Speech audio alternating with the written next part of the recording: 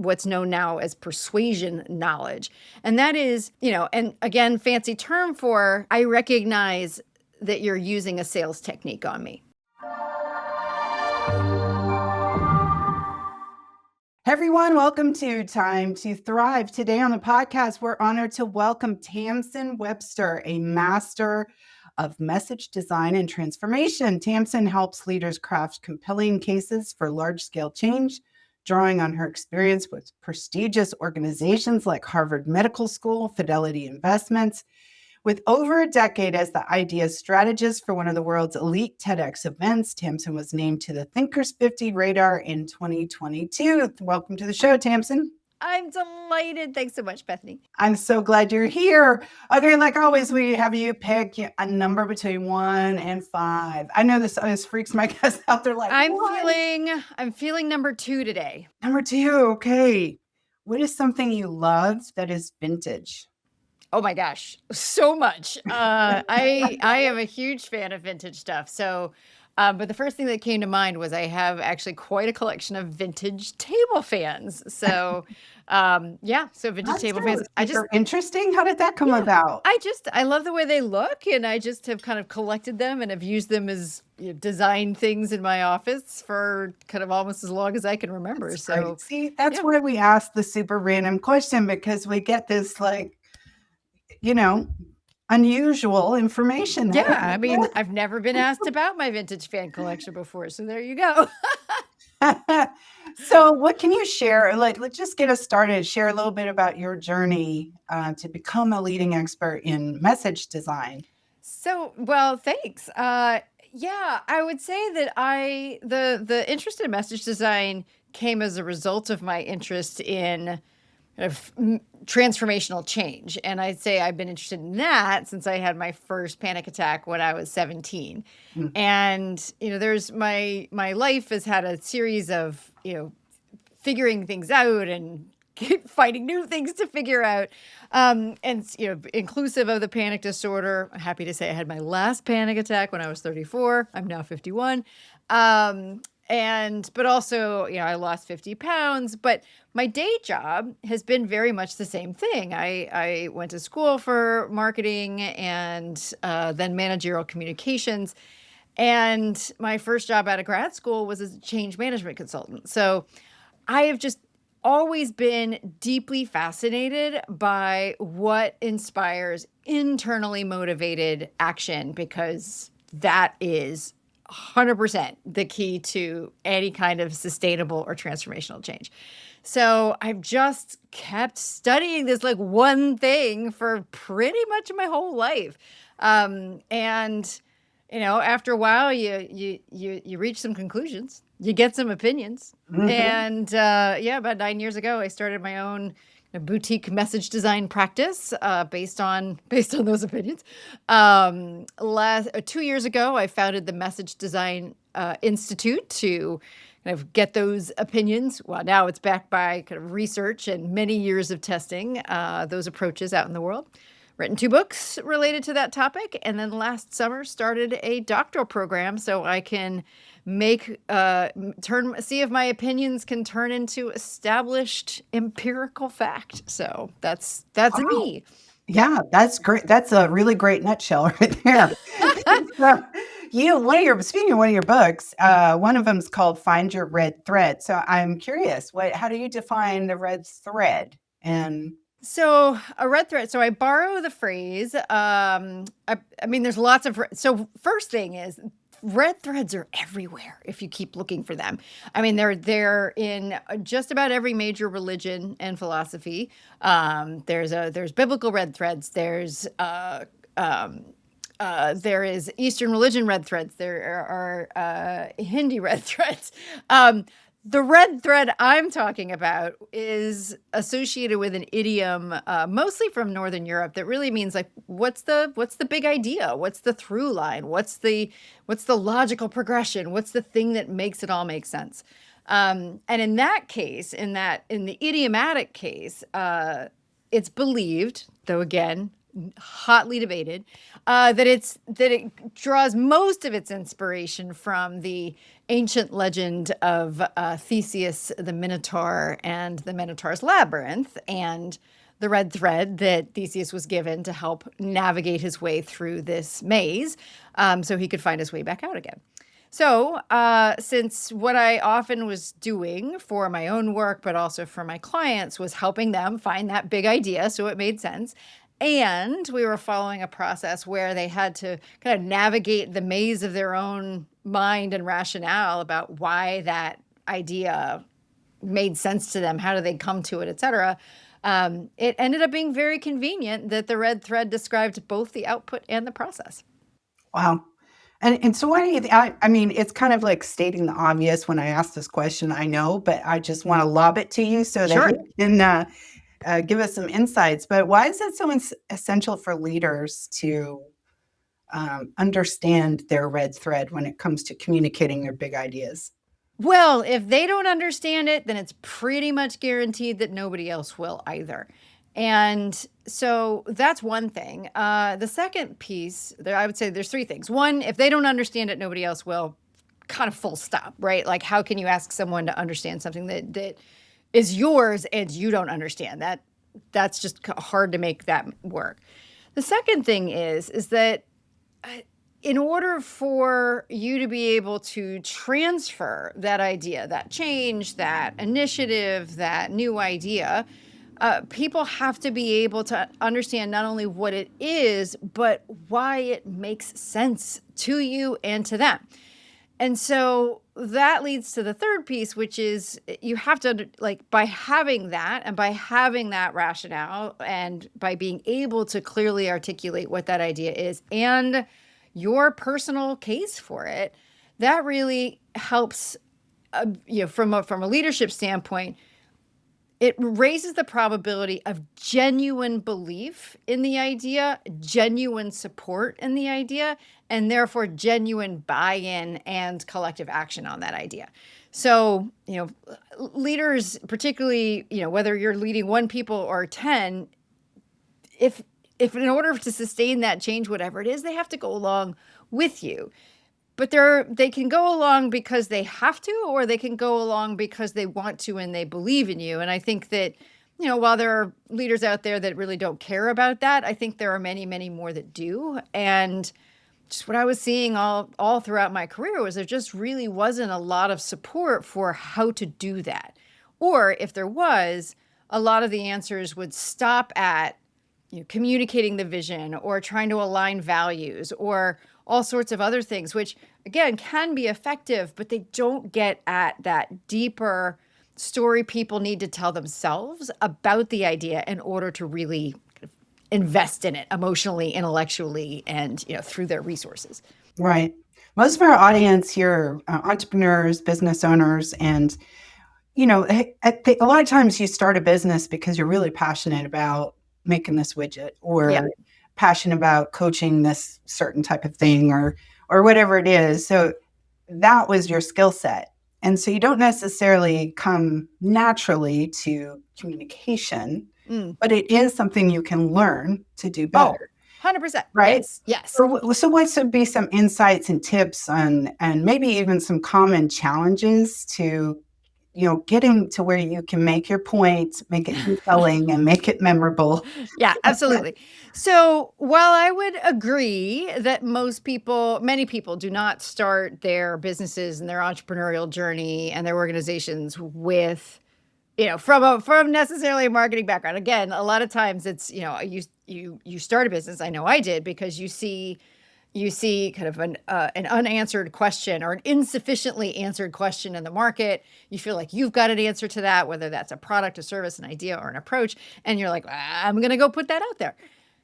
And you believe in it and you love it and you're so excited about it and you have no idea how to talk to other people about it. Now, so this is part of what I was trying to do with my work is make it as easy as possible for people to do a thing that they're not used to doing, which is make it as easy as possible for people to tell the story of their idea, make it as easy as possible for people to make the case for their idea. And the way that I found to make it easy was to align it with the, as close to universal mental models as exist, right? There's no perfect mental model that can capture everybody and anything. But when it comes to kind of that story that really helps people understand and that case, that rationale that really helps people agree, there actually are really universal mental models. And so the meaning your brain already does it. And so my thought was, okay, well, if our brains already, for instance, understand best through the structure of story, then however I may have decided to create a widget, my brain followed something close to that structure. So therefore, all I really have to do is reverse engineer back from, okay, I know I ended up with a widget, but what was I trying to do? And why did I see, what was I seeing that other people weren't? And why was that such a problem? And what made me realize that I had to do it this particular way? Oh, and now that put it into the widget. And so, that was the red thread, was basically saying, every idea has a red thread, because every idea is the product of a red thread, whether we realize it or not. So one of the easiest things to think about in all of these cases is, first and foremost, take a deep breath. Because when it comes to what you really need to know about how to do this, how to help people understand what you're talking about, and how to help people agree if they understand, your brain actually really knows how to do this already. And so there is this just, an aspect of fill in the blanks and all of that. But let me make it as easy as possible. Because we can actually blend both of those things. We can blend story structure, and we can blend kind of that agreement structure, rationale structure, and it together, because really one is just a wrapping of the other. And the way that I summarize it is as ITBA, ITBA. And what I mean by that, and what those stand for, is if, then, because, and. Okay, let me explain how that works. So your product or widget, or rather the actual strategy behind it, so we can get to that, but just again, if you just want to do it super quick, the then is the product or the strategy, right? So let's say for me that, that product or strategy is exactly what I'm talking about, right? Building a core case for your idea. That's the then. That's where I want you to go. So now we need to figure out the if. The if is, what is the primary question that answers for people, right? So for me, I decided that most of my work can fit up into this question of, how do you build buy-in for an idea, for an approach, for a change, whatever, but it's like, how do you get people on board? And buy-in was a concept that most people can identify with. It's close enough to what I mean. Good. So it goes, if something that your audience actually knows they want, right? That's what you're putting there. If you want to build buy-in for your idea, your product, your service, whatever, then build, right, a story that people will tell themselves, or build a core case. I'll explain this in just a minute. And then the because and the and are, and this is where we're going to depart a little bit, rather than give people a bunch of features and benefits, what we're going to give them instead are principles, concepts, recognizable truths that explain why the aspects of your strategy make sense as an answer to that question. So for instance, if you want to build buy-in, then I would say, for instance, because every action ends an internal argument about why that action makes sense. Agree, right? We don't do anything if it doesn't make some kind of sense to us. And it may only make sense to us and not anybody else, but every action ends an argument. Let's go. And not only that, right? If we want to build buy-in, so we need an argument, right? We need that argument because somebody's going to do it anyway. Not only that, the arguments we agree with are based on beliefs we already have. Or we can modify it and let us, they're the ones that are easiest to agree with, are based on the beliefs we already have, right? Again, understand, agree, super.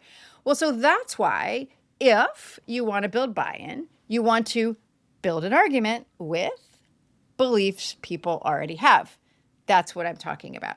So that if, then, because, and, where if is something that your ideal customer, audience, stakeholder, whatever, actively and knowingly wants. So that's key. Like, it's not the real problem. It's not the hidden problem. It's something that they actually want right now.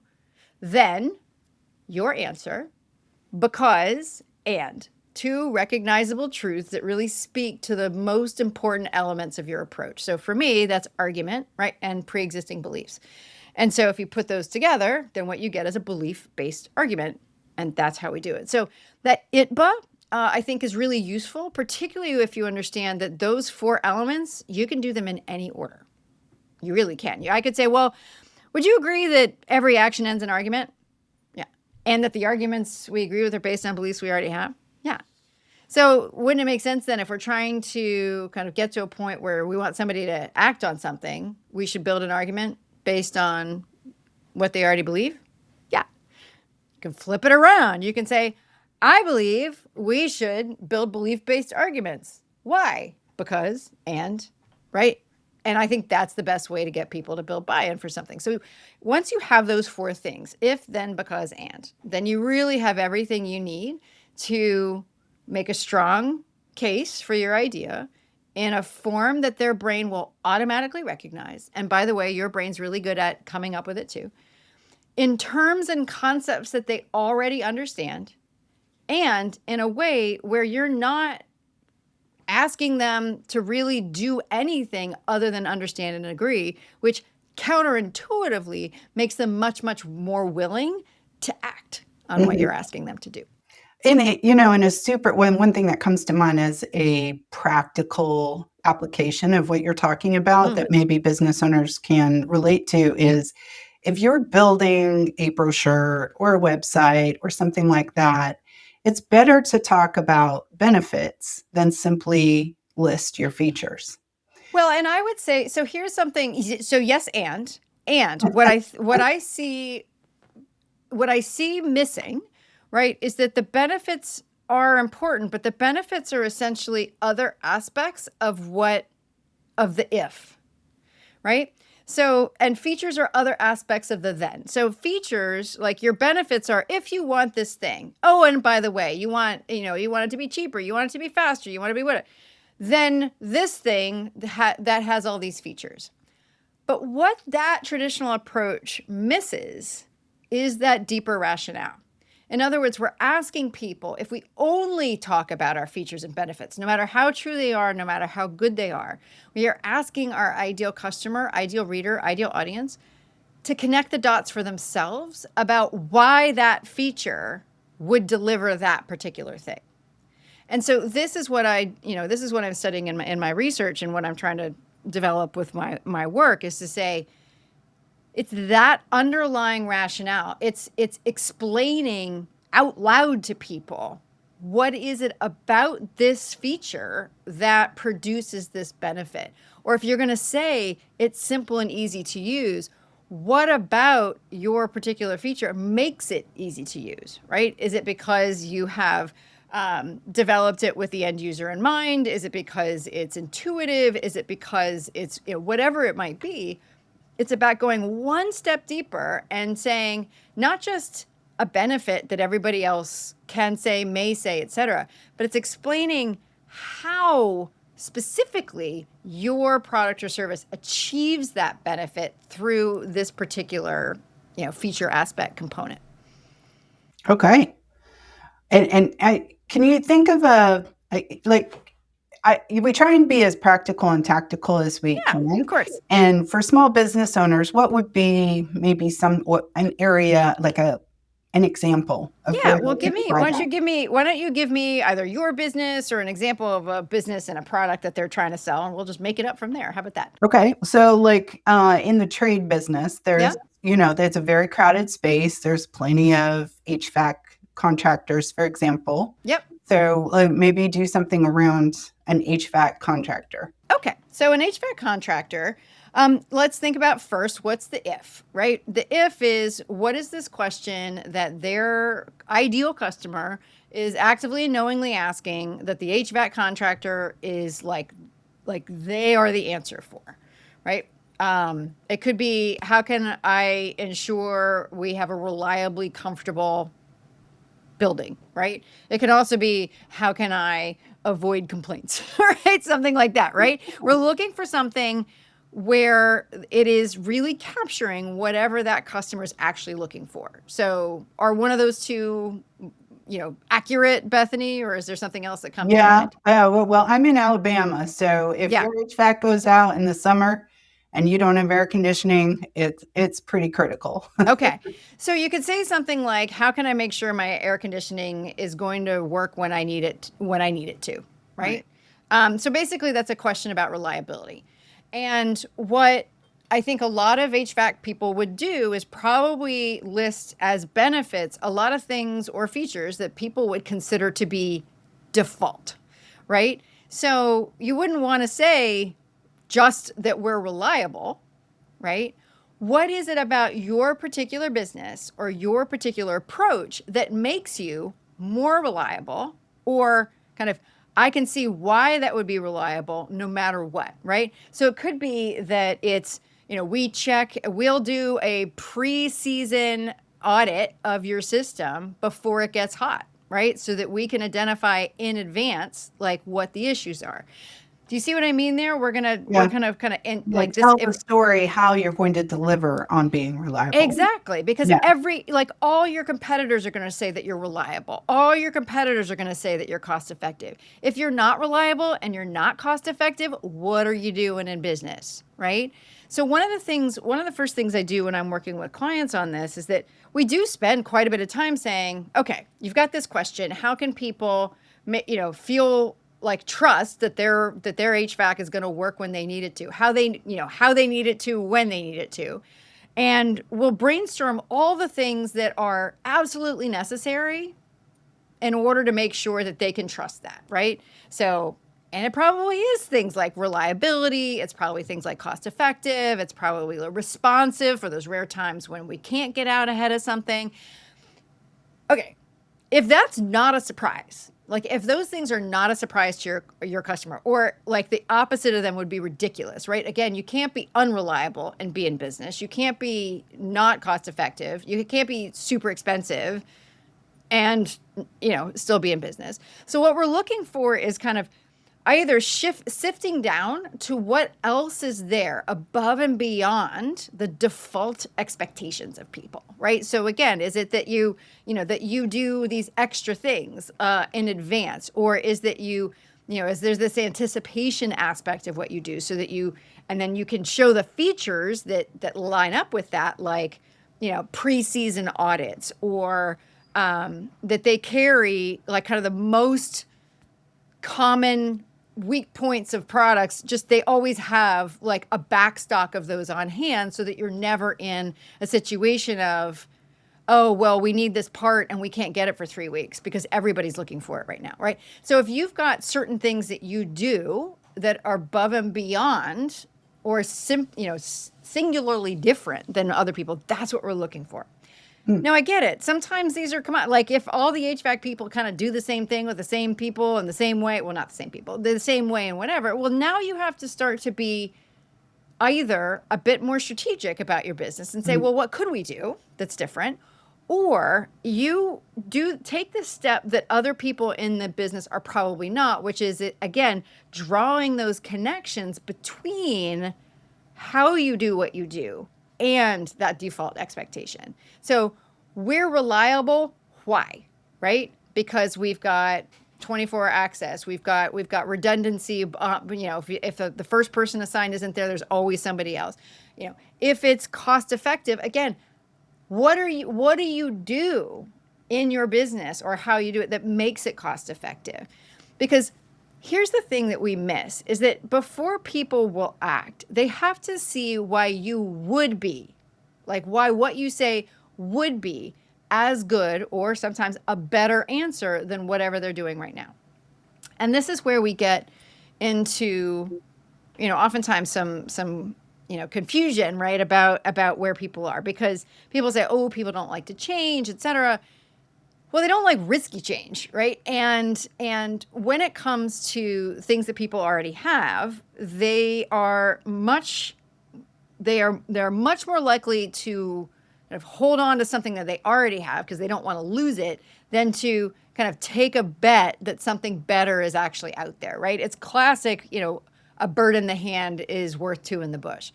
And you may actually have two better birds out there, but what has to happen is they have to hear something about how you do what you do that either they're not hearing from who they've got right now, or that once they hear it, they're like, oh my gosh, how could we possibly really trust that we're going to be ready when that this is going to work the way we need it to, without this aspect or this part of the approach that this particular, HVAC service provider helps us with. Does that help kind of bring it into clarity a little bit more? I want to circle back. You said something at the beginning of the show when you were just talking, giving us a general insight into yourself with regards to studying what motivates people. Yeah. And in marketing world, that is the secret sauce, right? Yes. You can figure out what motivates people to click on the button or take the action or whatever, make the buying decision. Maybe talk about that a little bit. What motivates people and how you were kind of alluding to it when you were just speaking a minute ago about how messaging can bring people in this way or that. But are there some insights or practical ideas as far as motivating people to move in our direction? Yes. So, and right there is kind of both the problem and the challenge, right? So I like to think of this in terms of physics. Don't worry, it's not going to get to it. But it's that classic idea that a body in motion stays in motion, right? Unless acted on by an external force. And so if we think about that in terms of motivation, then that means we kind of have two different options. One is to be that force, right? That moves them out of the way that they're going right now, which, because these are people and not objects in motion, people really don't like to be kind of bumped off of where they are right now, like I said, because that feels risky to them. They're like, I know what the track is that I'm on. I want to stay there. The other option is to work within what they're already internally motivated by, right? In other words, they're already moving in that direction. They're already kind of inherently curious about something. Let's go back to our HVAC example. What building manager, owner, or whatever, property manager would not want a better answer to how to make sure that they've got the HVAC working the way they need it to, when they need it to? That is what I call in my work a persistent irritant. And if you can kind of say, hey, we have, let's say, the equivalent of a better mousetrap for that particular thing that you are doing, would you be interested in learning more? Most people, again, you don't have to force them to pay attention because they're already always attuned to things that would help them relieve those kind of persistent irritants, those stones in their shoe, those things that they never quite have a good enough answer for. I call them points of friction. Absolutely. Yeah. It's exactly the same thing. So what we're doing is saying, what is the point of friction that they know they're experiencing, that they're actively trying to solve for themselves right now, right? Because they're already interested in that, which means you don't have to do nearly as much work. Your work is to explain how your thing does that better than whatever they're doing now. And again, counterintuitively, it doesn't mean to say just we're better or here are the things that we have that are better. You have to say, what is it about those things that makes them better? Do you see? It kind of comes back to, what is it about this thing that you do that actually I can see how that would reduce the friction, right? Because again, you can tell me you're reliable. And then I have to take a leap of faith that you're telling me the truth.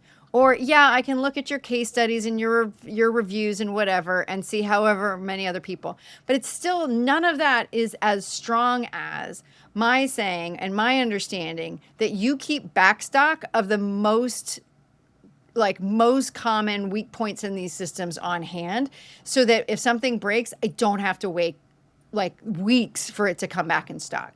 That you don't have to.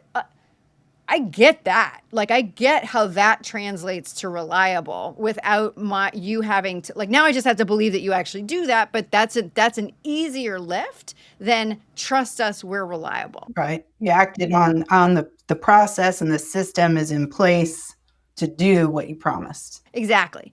The other thing I would say about internal motivation is that you really have to decide whether or not that's what you're looking for. And I'm really upfront about that. So in my second book, which is called Say What They Can't Unhear, one of the things I say is that, if you're looking for genuine agreement, genuine belief, genuinely internally motivated action, and not just, I want somebody to click on the button and I don't really care what happens after, or just I want someone to say yes and I don't care about, let's say, customer churn or whatever afterwards, then you can ignore pretty much everything I'm saying.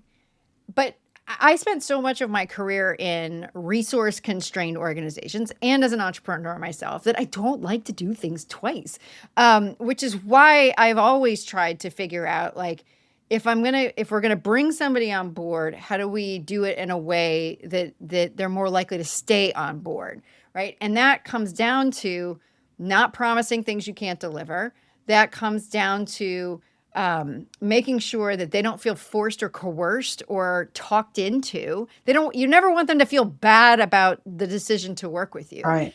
And so that's what I say about, like, when we're talking about internal motivation, you got to decide whether or not you're really looking for that, because, one of the kind of principles I talk about in my new book is that, I think it's principle number 8.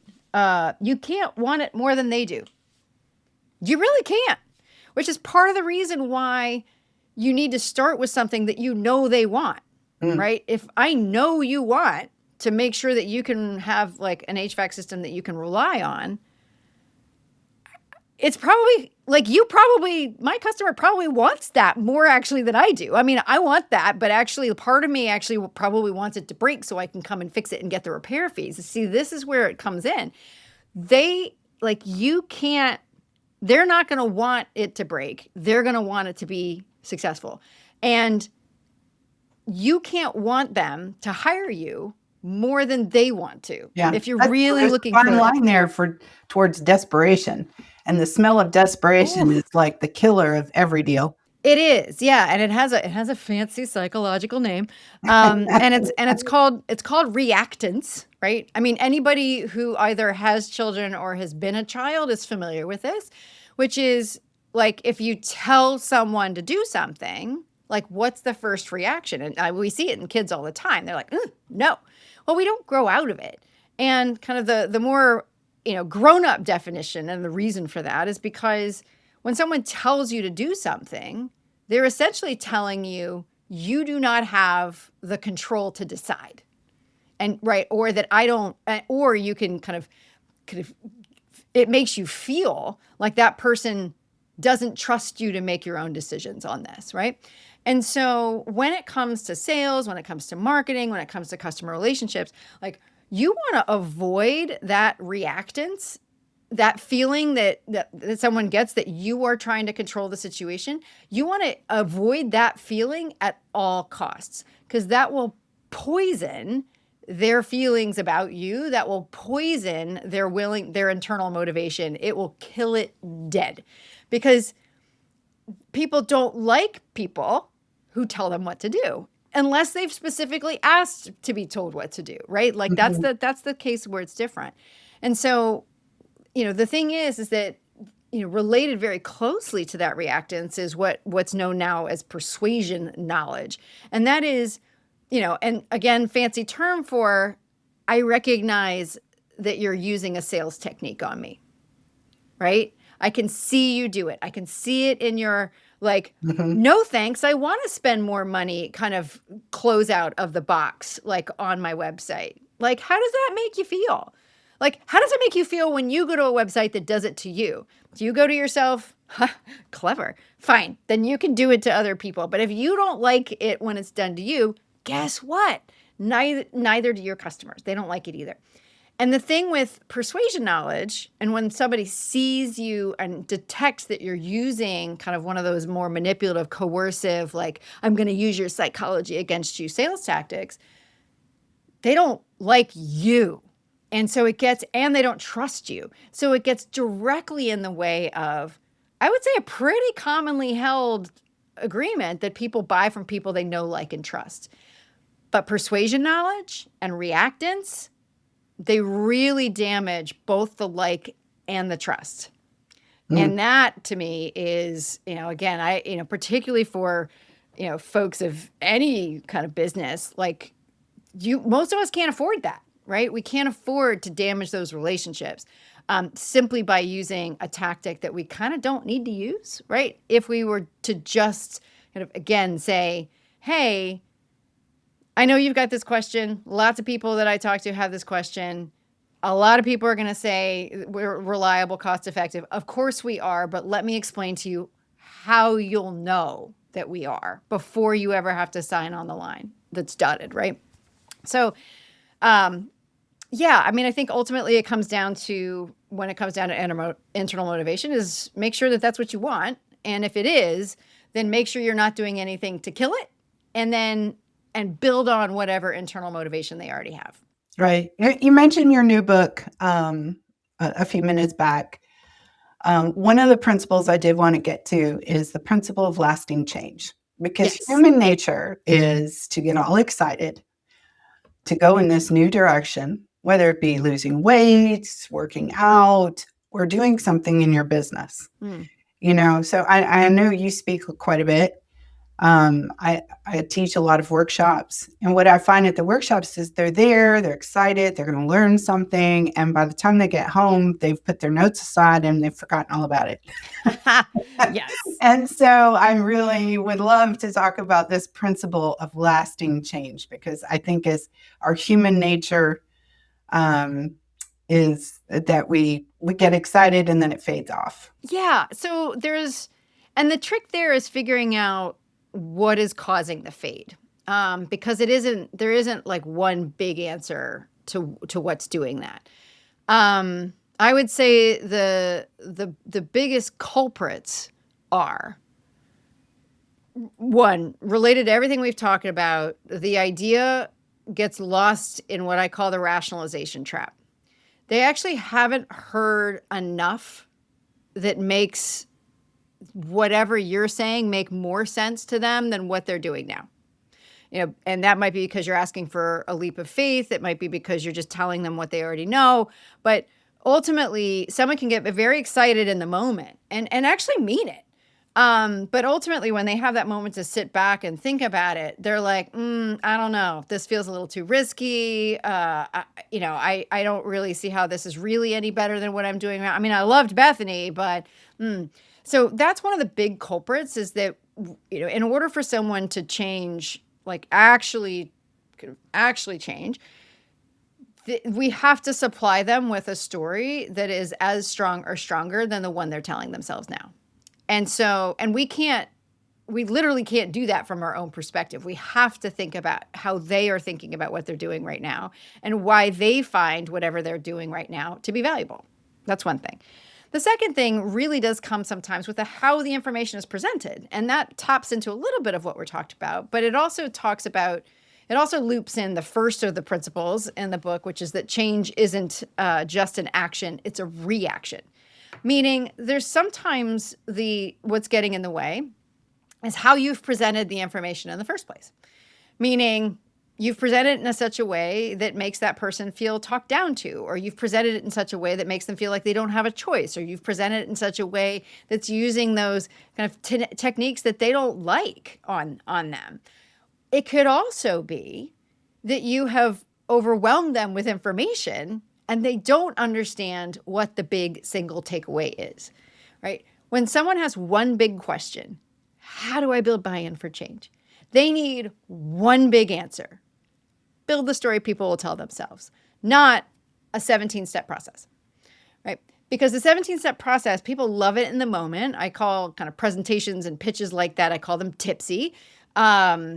for a reason because they're full of tips, right? People love them. And just like if you happen to drink, sometimes when you're drinking, it feels lovely the night of or the day of, and then the next day, don't remember much. And that's what can happen if you've got something really, really packed full of information and tips and not really tightly aligned with, with whatever that big idea is. And that's where that kind of it but I was talking to you about before, if then, because, and, can come into handy, because you can attach your features, your benefits, some of those tips to those basic elements and then help people really retain them better.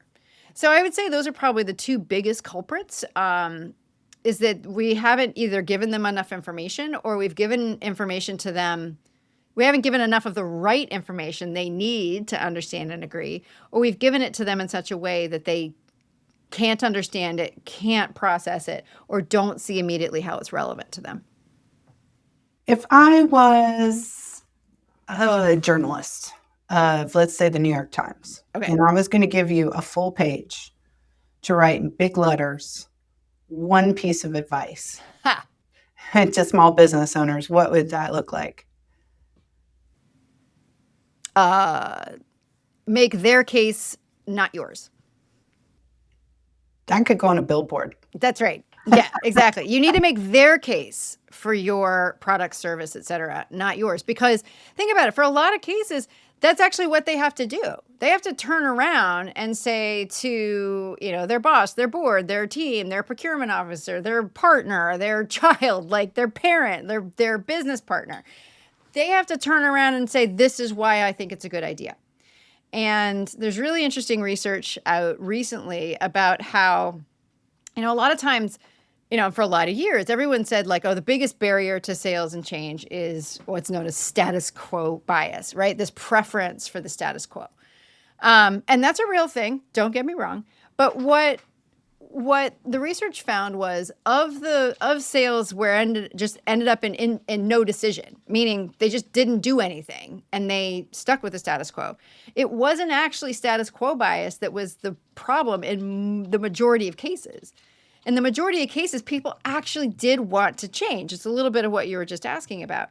But what was overwhelming to them was the perceived risk of changing, meaning I want to do this and whatever, but as soon as I commit, if something goes wrong, I'm the one that's going to get blamed, right? I'm the one that's going to say, that will have said, you needed to go with this particular HVAC service provider and not that one. And then it's going to be my fault, even if we all agree at the beginning that this is the case. So this is why when I say make their case, not yours, it solves for a lot of that. Because first of all, it makes it, you're giving them the reasoning and the rationale that because it aligns with how they see the world too, again, it just makes sense. But it makes sense from not just an evidence and data and super informational, rational way. It makes sense from, frankly, a belief way, like that says, I understand that if I have more of the parts that will break, then it means that I have to wait less time if that part breaks, right? Like that makes sense to me. But because you're also giving that simple kind of ITBA case to people, they can turn around and give that case, make that case to somebody else on your behalf. Mm-hmm. And that's really key too. And I don't think we equip people to do that very often at all. Because again, they're stuck now just repeating benefits or just repeating features without having that language that somebody else also needs in order to understand kind of, again, how do those dots connect? So that's what my full page ad would say, is make their case, not yours. Link it to something that they're already looking to solve, consciously looking to solve. Explain it using concepts they already understand, right? And make it make sense, again, from their perspective. And that honestly solves, I would say, a huge proportion of the issues that we run into in not just marketing and sales, but just in human interactions, is that we've got to figure out what their case would be for change in a way that, again, that they can't talk themselves back out of it. And Right. that's why I called the second book Say What They Can't Unhear, because when something is framed that way, when what comes after the because and the and is a belief that they already hold, it if they disagree now, they're disagreeing with themselves, and that's really hard for people to do. Well, this has been very insightful, and I definitely this will be one of those episodes that I listen to in the car. Because, sometimes when you're hosting a podcast, you don't always hear things and apply it to yourself because you're thinking about, oh, the next question I'm going to ask or whatever. But this is Yeah. one of those that I'm going to dig deep on. Where can people find you, learn more about you, connect with you? Anything else you want to share with the audience? Sure. I think the best place is to go to, I'm on LinkedIn. That's probably where I'm most active. Tamsen Webster. I'm literally the only Tamsen Webster spelled this way in the searchable universe. It's very a unique name. Very handy when it comes to search. And I'm been hearing lately that ChatGPT even knows who I am, so that's fun. And go to the other place I would say is the website of my Message Design Institute, messagedesigninstitute.com. And there people can sign up for my free newsletter. They can sign up for my free monthly webinars on kind of the fundamentals of message design. I really do try to give as much of this away as I can, because it doesn't surprise me that you want to go back and listen to it, because again, the thing that I've seen over the years I've been doing this is that these are very new concepts. But at the same time, they're very, very old. Like they just haven't been applied in these contexts before. My favorite example of that is like, if we think about how we typically sell to people or how we typically try to get people to change, like we try to make that pain of the status quo exceed the pain of change. I was just like, well, if you've ever been to therapy, then does a therapist try to make the pain of your status quo exceed the pain of change? Do they try to make you feel bad about what you're doing now?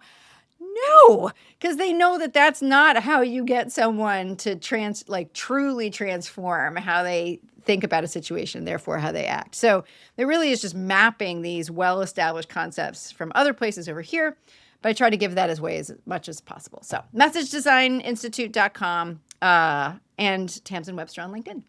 Wonderful. Thank you so much for being here. My pleasure. Thanks for having me.